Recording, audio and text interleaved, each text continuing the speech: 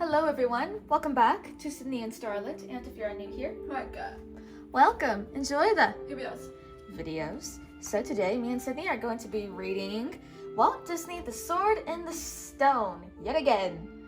So, let's begin. We read this book, I think, last week, and now Sydney wants to read it another time. Many, many centuries ago, England was still covered with thick forests, and London was only a small town. The king died and left no heir to fill the throne of England. But one morning, the citizens of London found a magic sword planted in an anvil, placed on a stone. On its hilt was written a mysterious message. Only he can remove this sword from a stone as worthy of the crown of England. A miracle! All the men of the kingdom, old and young, rich and poor, strong and weak, flocked to London to try and pull the sword out of the anvil. Not one succeeded. England was left without a king. The sword in the stone was soon forgotten, until a magician by the name of Merlin changed the fate of England. Here he is. Merlin the magician lived in the middle of the forest. Every day he fought with his creaky well. "What a nuisance, these Middle Ages," he would mutter. "To think it would be another 1,000 years before we invent running water." He had seen in his crystal ball that today he would have a visitor. And, since in England one must serve tea to guests, the magician continued to struggle with the well. While Merlin was getting ready for his visitor, two sons of Lord Hector, who lived in a nearby castle, went hunting. Kay, Hector's first son, was tall, strong, and very stupid.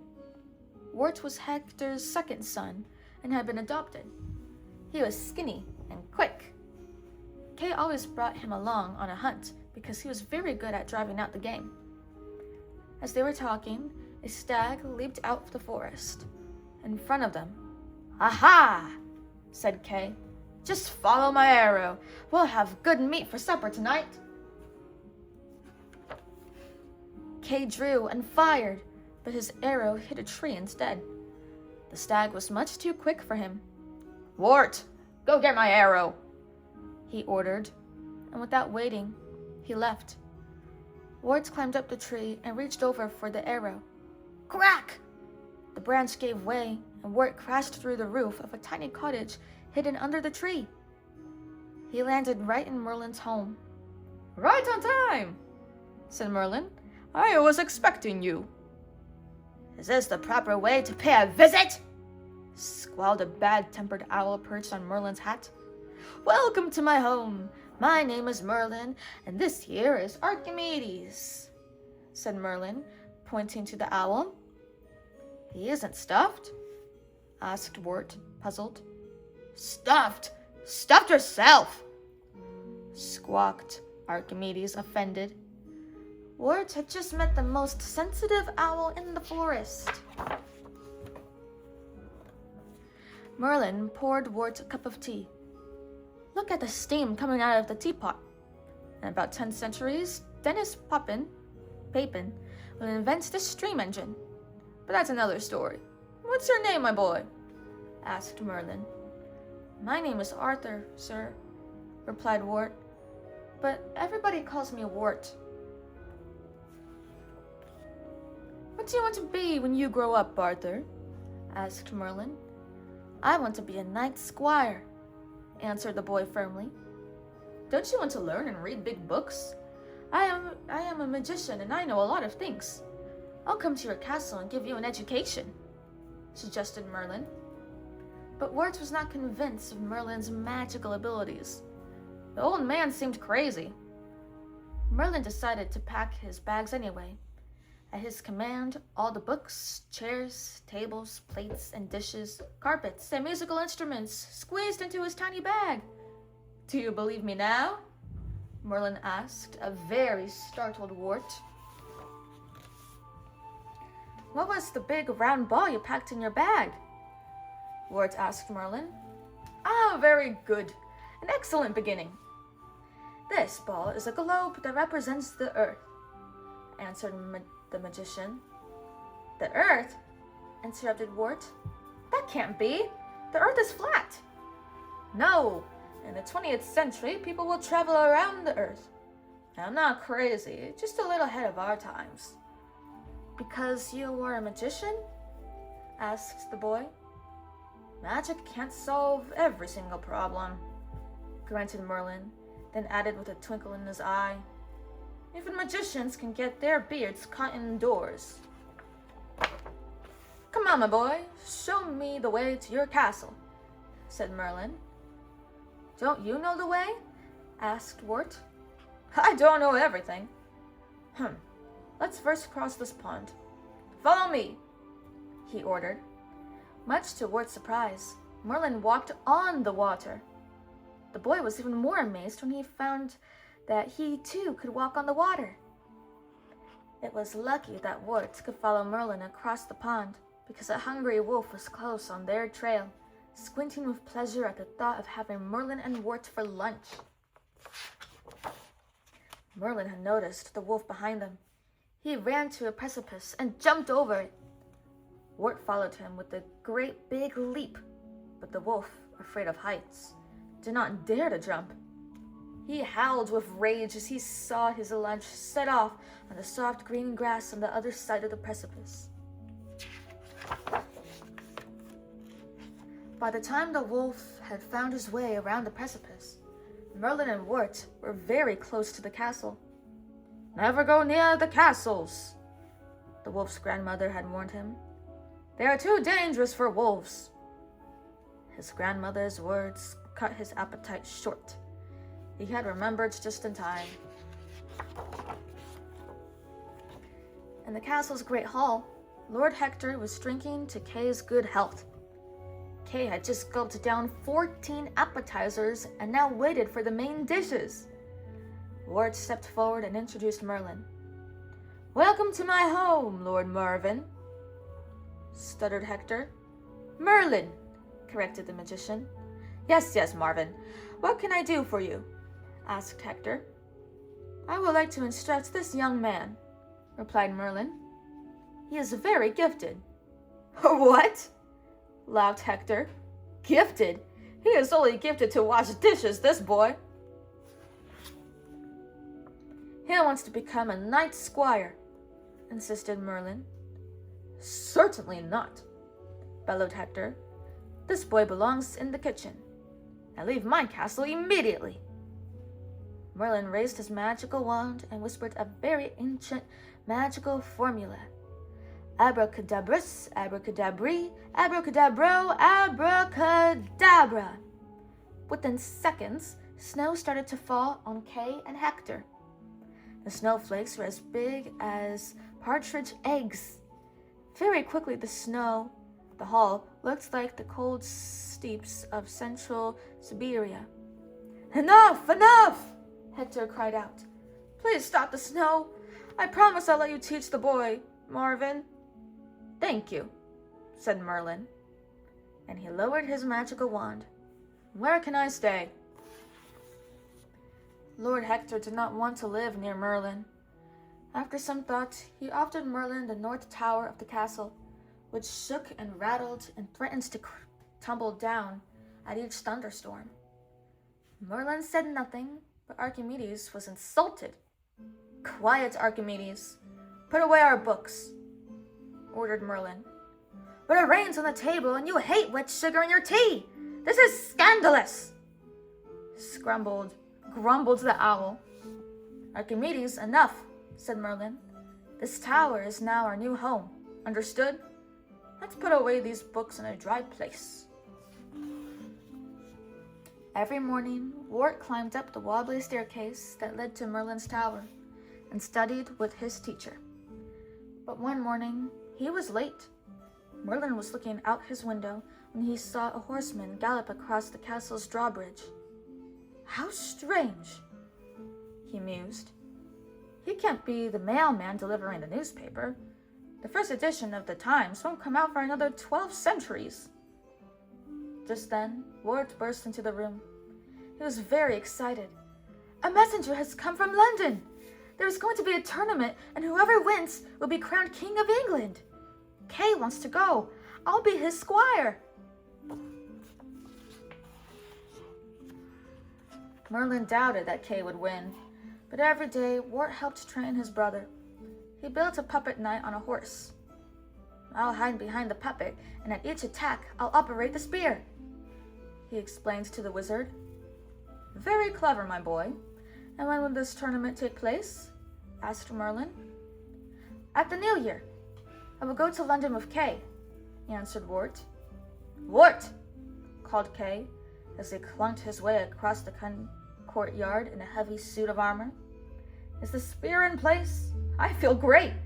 I will swallow this puppet in one bite. Merlin laughed up his sleeve. Kay could not even climb up on his horse.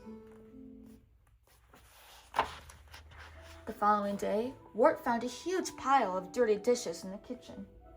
Kay and Lord Hector had feasted again the night before. No training or studying for me today, sighed Wart.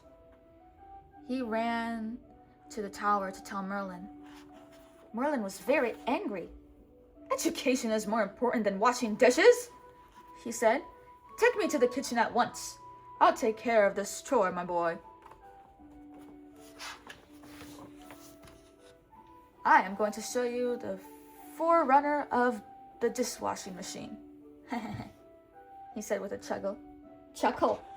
He pointed his magical wand at a huge wooden tub, which slowly lifted off the ground. Soap tub, he ordered, and the tub filled with hot soapy water. At my command, dishes, fly, brushes, scrub. Merlin was very pleased with his invention. He told Wart, my dear boy, you no longer have anything to do here. Let's go study nature. While the dishes were being done with the help of magic, Merlin, Archimedes, and Wart went for a walk. Around the castle, a calm river filled the moat around the castle to protect it from possible attacks. Do you know anything about the underwater world, my boy? Asked Merlin. Aquarius aquaticus fissionicus, said Archimedes, proud of his Latin. No, I don't, replied Wart, but I would love to swim like a fish. Is that so? Asked Merlin with a great big smile. Wart should never have opened his mouth. With a touch of his wand, Merlin transformed the boy into a fish. Wart couldn't believe his fins. Come on, my little fish, said Merlin, catching hold of him. We'll go down the river together. And with that, Merlin also changed into a fish. I love being a fish, said Wart, playing in the water. But the river, like the land, was full of dangerous and hungry creatures. Watch out! A pike! Called out Merlin as the predator fish glided into view. Merlin quickly hid beneath the knight's helmet, stuck in the bottom of the river. The pike headed for Wart with his jaws wide open and his 2 rows of formidable teeth gleaming in the water. Quick, Wart! Yelled Merlin. Use your dorsal fins to gain speed! Quick! Swim away! Wart flapped his fins and wiggled his tail, but there was nothing he could do. The pike was more powerful than the little inexperienced fish. All of a sudden, Wart saw a lost arrow stuck in some algae. With his tail, he pushed the arrow into the monster's open mouth, so the pike could not close his jaws. Merlin was very proud of his pupil's cleverness. The pike was very angry. With one loud snap, he broke the arrow in 2 and chased after Wart even faster. Luckily, Archimedes was flying over the clear river, watching over his friend. In a last effort to escape the angry pike, the little fish leaped out of the water. Archimedes caught him in midair and brought him to shore. Wart was at last safe. Merlin joined the 2 on land and struggled to get the helmet off his head as Wart gasped for air. Archimedes was incensed. May the devil eat you, he said to Merlin. The words of insult for an owl. The worst of insults for an owl. Change that fish back into a boy immediately. I am going to dry my feathers at the castle. With that, Archimedes flapped away. Wart was changed back into a little boy. How long have we been gone? He asked, worried that he had stayed away from the kitchen too long. Meanwhile, inside the castle, Lord Hector and Kay called for Wart, but the boy was nowhere to be found. They went to the kitchen to find him, but instead found Merlin's dishwashing magic in its rinsing phase. By Jove, said Hector, this is sorcery. The work of the devil, agreed Kay. Let's fight these demonical dishes and plates as real men would. Attack! Ordered Hector. Lord Hector broke his sword swinging at the frying pans and dishes. But by the time Merlin and Wart reached the kitchen, Kay had broken almost every single plate, and the floor looked like the aftermath of a battle. Merlin lifted his wand to save any dish that was left to save. Kay was very angry. You are fired. You are no longer my squire, Wart, he shouted at his brother. Excellent, exclaimed Merlin. Wart, let's continue with our walk. In the river? Asked Wart, worried. No, in the woods this time. In the forest, Merlin and Wart changed into squirrels and climbed an oak tree. Ouch! Cried out Wart. Something almost knocked me over. And that was an acorn. One cannot afford to underestimate the universal laws of gravity. Someone by the name of Newton will be the first to formulate them in about 10 centuries. You're much too young to know that, of course, explained Merlin. A lady squirrel scampered up to the tree and took quite a fancy to Wart. She wants a squirrel kiss, chuckled Merlin as he walked away. That's obvious. Wart held the lady squirrel at bay, wondering how he would make her understand that he was not what she thought he was, but only a little boy. After all, it's his problem, not mine, thought Merlin as he hid in the foliage. The lady squirrel was the least of Wart's problems. The lean and hungry wolf was waiting for Wart at the foot of the tree. He licked his chops and circled around. Suddenly, Wart's newfound friend leaped onto the grass on the wolf's far side. Drooling at the thought of a catch, the wolf took off after her. She led him as far away from her new little friend as she could. Wart was very moved by her courage. Merlin! Merlin! He called out. Help her or the wolf will catch her! Taking his human form again, Merlin leaped in front of the wolf. Frightened, the wolf ran away. Much to the lady squirrel's disappointment, Wart also became human. Don't be sad, little one, Wart told her. We were not meant for each other, can't you see? I hope you find another squirrel very soon who can be nicer to you than I ever could be. Back at the castle, Merlin decided that they had studied enough science and opted for geography. Wart was a little disoriented. Look at this map, started Merlin. Everyone believes the world is as flat as a pancake. A ship sailing far enough across the sea would then fall off the edge of the world. But that is nonsense. But it is true, protested Wart. The truth, my dear boy, is that the earth is round and turns around the sun, explained the magician. That can't be true. Even I see that the sun turns around the earth, said Wart. Quiet, shouted Archimedes. You must listen to the teacher. One learns geography from the globe, not maps. After the geography lesson was over, Wart practiced writing at the blackboard. Archimedes, self-elected teacher on the subject, watched him closely. But Wart was preoccupied, and soon he asked Archimedes, Could you teach me how to fly? What for? Replied the grumpy owl. To see if the world is really round, was Ward's answer. Archimedes went to Merlin and begged him to change Wart into a fledgling. I will be a good father to him, the owl insisted. Merlin consented with a laugh. He pronounced a magical formula, and Wart felt his wings grow. Are you ready for takeoff? Asked the magician. He threw Wart in the air outside the window. Oh, ah! Exclaimed Wart. It's so high! Flap your wings, my boy. That's what they're for, instructed Archimedes. He took his role as a father rather seriously. Very good, little one. Watch the landings, cautioned Archimedes. This is wonderful and a lot more fun than swimming, shouted Wart. Naturally, my dear boy. Flying is poetry in motion. Follow me to those clouds. I'll follow you to the very last one, Archimedes, said Wart. Wart was to learn very quickly that the sky could be as dangerous as the river. Careful, an eagle! Shouted Archimedes. Turn, boy, turn! Wart couldn't believe that a bird would attack another bird, but he had little time to wonder as he put all his efforts into trying to turn.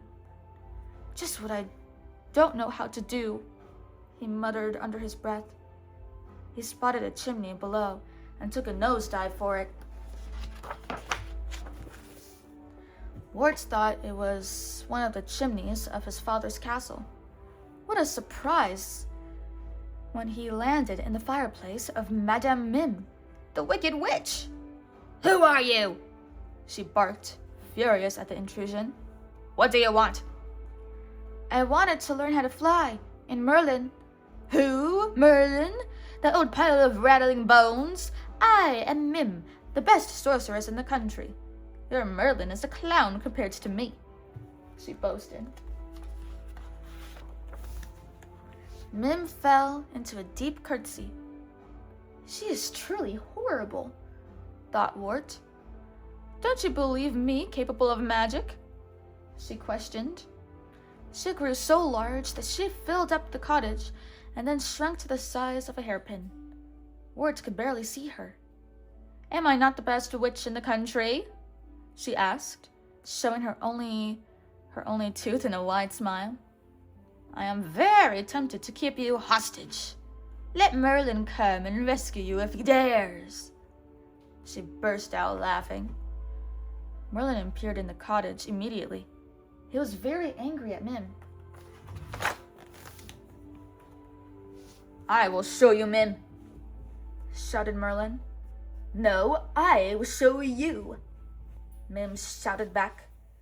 The two enemies agreed to a duel of magic, a duel in which the only weapon was the power of metamorphosis. Let me remind you of the rules, said Mim. Number 1, it is forbidden to disappear. And number 2, it is forbidden to change into animals that don't exist. I know that, mumbled Merlin. I also know that you are a cheat and a liar. Let's get started, laughed Mim in reply. I can't wait to make a fool of you in front of someone. Mim and Merlin stood back to back, ready to take 10 steps before they could begin the duel. The count began. Mim, you cheated again, shouted Merlin. The Wicked Witch had transformed herself into an alligator while they were still counting the 10 steps. The ugly reptile opened her jaws to swallow her prey. Merlin, if that's how you want to play, fine with me, said Merlin, and he slipped into the shape of a turtle. Mim was afraid to break her teeth on the turtle's shell, so she angrily turned the turtle on its back. Merlin was not very comfortable on his back. He couldn't get back on his legs, so he changed into a hare and was off in a second. Mim quickly changed into a fox, and the mad chase had begun. The duel was quick and fierce. To escape the fox, the hare became a caterpillar. To eat the caterpillar, Meme changed into a chicken. "Merlin, watch out for the chickens! She's going to peck at you!" Wart cried out. The duel was most confusing. Tiger against mouse, crab against eel, rhinoceros against crab, and at last, ram against rhinoceros. Merlin the ram butted Mim the rhinoceros right into a tree. Mim couldn't move. Humiliated and furious, she changed herself into a fiery dragon and spat flames at her enemy. But Merlin was not finished yet. He had changed into a virus. Mim caught a fever and ran home to bed with a 103-degree fever and scarlet spots all over her body. After the historic duel was over, Merlin and Wart returned to the castle. Kay was leaving with his father for the tournament in London, but his squire had fallen ill. What should he do? He couldn't go to the tournament without a squire. What a dishonor! "I am in good health. Take me to London with you," volunteered Wart. "I don't have a choice, do I? All right, take my sword and put on your woolen clothes. It will snow." Wart was very excited, but Merlin was furious. "A squire? What a miserable future! And to think that I educated you!" moaned Merlin. "I don't want to see this tournament. Goodbye." With that, he vanished into thin air. Archimedes was fed up with Merlin's disappearing acts. He decided to stay with Wart and followed him to London. "I don't like him taking holidays just like that without telling me where he goes or where he'll be back," growled the owl along the way. When they arrived at the tournament, Wart saw that he had forgotten Kay's sword at the inn where they had stayed the night before. But which inn was it? They all looked alike in London. Wart was anxious to find the sword in time for the tournament. Archimedes flew over to help him. "Follow me," he called to Wart. "I found a sword nearby." Kay is so stupid that he won't notice the difference. Archimedes led Wart to a large stone. On it stood an anvil, and in the anvil was a sword. "But it's an old sword," said Wart, disappointed. "It doesn't even look like Kay's." "That doesn't matter. Kay is too stupid to tell them apart. Go ahead, take it," insisted Archimedes. Wart gently took hold of the sword. "Pull! Don't be afraid to take it out of the anvil," insisted Archimedes. As if by magic, Wart slowly pulled the sword out of the anvil. Wart was frightened. "It looks like a magical sword," he whispered. He looked around to see if the magician had played this trick on him, but saw no one. "Merlin has nothing to do with this," assured Archimedes. "He went for a walk in the future, that madman. Don't worry about him. Take the sword to Kay. Now." Wart did as Archimedes told him.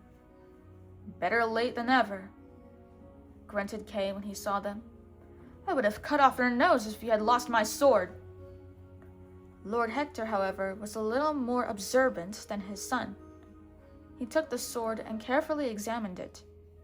"This is not your sword, Kay," he declared. "This sword is an antique. Where did you steal it from, you little scoundrel?" "I found it planted in an anvil on a stone," confessed Wart sheepishly.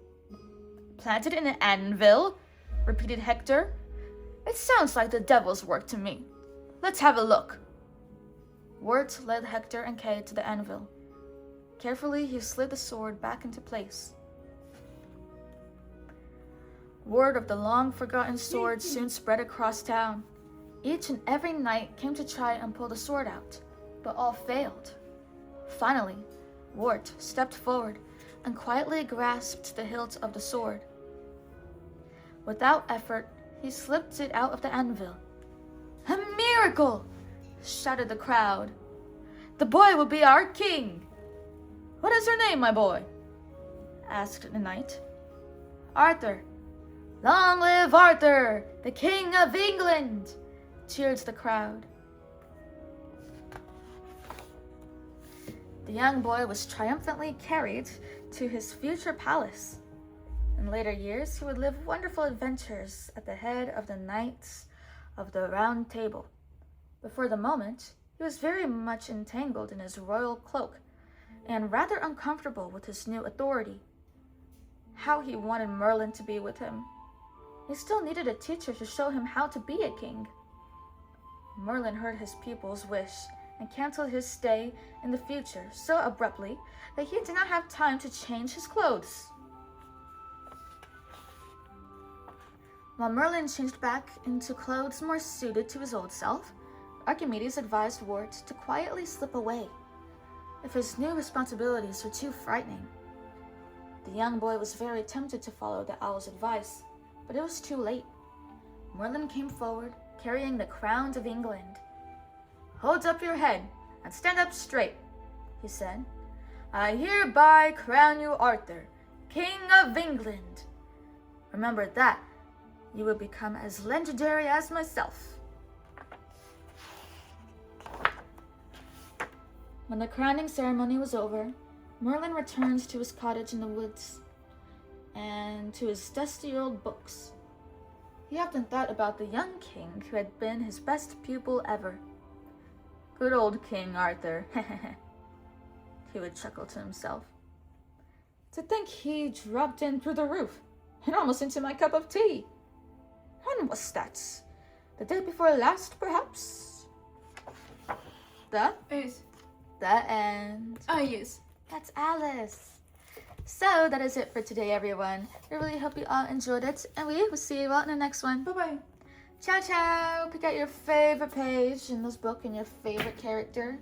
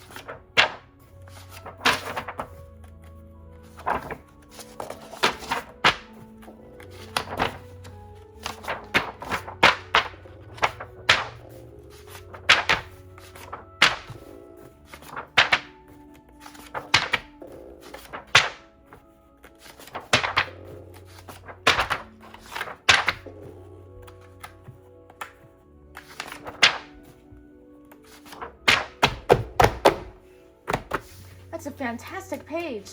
Who's your favorite character? Is it Wart? Yuck. Wart? That's a good choice. Bye-bye. Yuck. Wart.